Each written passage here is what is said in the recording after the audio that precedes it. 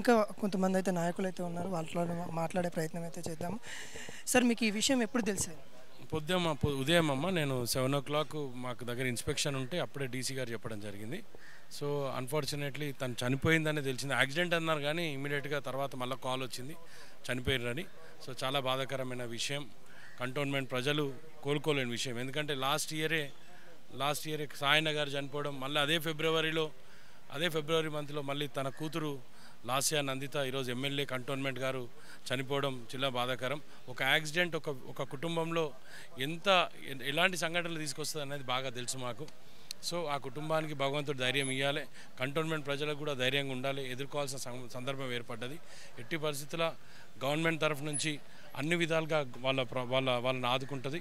Government తరఫు నుంచి CM Revanth Reddy గారు వాళ్ళ కుటుంబానికి చాలా సాయన్న గారితో ఎన్నో సంబంధాలు ఉన్న వ్యక్తిగా రేవంత్ రెడ్డి గారు సీఎం గారే ఉన్నారు. కాబట్టి ఎలాంటి విషయమైనా సరే ఖచ్చితంగా కాంగ్రెస్ పార్టీ వాళ్ళకి అండగా ఉంటుంది. పార్టీలు ఏవైనా సరే కానీ తన ఫ్యామిలీని చూసుకునే బాధ్యత గవర్నమెంట్గా రేవంత్ రెడ్డి గారు తీసుకుంటారని మేము భావిస్తున్నాం. ఇంకోటి, చదువుకున్న వాళ్ళు రాజకీయాలకి రావాలి, యువకులు రావాలి అనుకునే సందర్భంలో ఇప్పుడు యువ కిరీటం లాంటి మేడం చనిపోవడం ఏ విధంగా తీసుకుంటాం? అదే అంటున్నామమ్మా, ఒక యువ ఎమ్మెల్యే ఈరోజు తెలంగాణ ప్రాంతానికి చెందిన యువ ఎమ్మెల్యే, ఒక దళిత బిడ్డ ఈరోజు చనిపోవడం, నిజంగా యాక్సిడెంట్ కావడం ఇంత దురదృష్టకరం అంటే ఇక చెప్పుకోలేని అంశం. ఈరోజు ఎంత బాధాకరంగా విషయం అంటే ఇట్లాంటి సంఘటనలు జరిగినప్పుడు చాలామంది మనం మెల్లిగి పోవాలనుకుంటాం, ట్రాఫిక్ని మెల్లిగా అంటే యాక్సిడెంట్ జరిగినప్పుడే అనుకుంటాం, కానీ తర్వాత కూడా ఫాలో అవుతే బాగుంటుంది. వెరీ అన్ఫార్చునేట్ తను ఈరోజు ఎక్కడో గుడికి పోయేస్తుందని తెలిసింది. ఆ గుడికి పోయేస్తున్న సందర్భంగా ఈ విధమైన సంఘటన జరిగినప్పుడు ఎంతోమంది మనసును కలిచేసింది. ఈరోజు కంటోన్మెంట్ ప్రజలకే కాకుండా రాష్ట్ర వ్యాప్తంగా ఉన్న ప్రజలందరూ కూడా ఈ సంఘటన చూసి చాలా బాధపడుతున్నారు. మేము కూడా హుటాహుటిన పొద్దున్నే తెలిసినంబడే పట్టణంచేరి నుంచి ఇక్కడ షిఫ్ట్ చేస్తున్న అనగానే ఇక్కడ రావడం జరిగింది. ఏంటంటే తను ఎమ్మెల్యే అయిన తర్వాత ఇది మూడో ప్రమాదంలో ఇలా మృత్యు అనేది వెంటాడుతుందనే చెప్పుకోవచ్చు. నిజంగా చెప్తా, అది ఇంత బాధాకరం అంటే ఇప్పుడు థర్డ్ ఇన్సిడెంట్.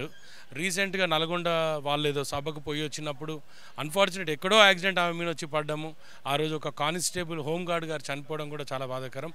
ఆ యాక్సిడెంట్ కన్నా ముందు ఒకటి లిఫ్ట్లో యాక్సిడెంట్ జరిగిందని ఇప్పుడే కొంతమంది చెప్పినారు. సో ఆ యాక్సిడెంట్ కూడా ఎంత అంటే ఇలాంటి సంఘటనని చూస్తుంటే మృత్యు ఆమెను ఎంటాడి ఈరోజు కంటోన్మెంట్ ప్రజలకు తను లేకుండా పోయింది. ఎంతైనా ఇది చాలా బాధాకరమైన విషయం. అందరూ కూడా భగవంతుని కోరుకుంటున్నా వాళ్ళ కుటుంబానికి ధైర్యం ఇవ్వాల్సింది. ఇంకోటి ఏంటంటే ఇప్పుడు ఈ సందర్భంగా కానీ అంటే ఇప్పుడు ప్రజలకు కానీ లేకుంటే రోడ్ల మీద వెహికల్ నడిపే వాళ్ళకి కానీ ఏమన్నా చెప్పాలంటే ఏం చెప్పాలి? నేను ఒకటే సందేశం ఇస్తామా, లెట్స్ కంట్రోల్ అవర్ స్పీడ్. ఈరోజు బండి స్పీడ్ ఉందా లేదా నేను చూడలే, కానీ ఎందుకంటే చూడని విషయం మనం మాట్లాడితే మంచిగా ఉండదు. What ever happened is happen. Accident అంటేనే యాక్సిడెంటల్ జరిగింది కాబట్టి మనం దాని మీద లోతుగా పోవాల్సిన అవసరం లేదు. అన్ఫార్చునేట్ తను లేదు ఈరోజు, అదే ముఖ్యం.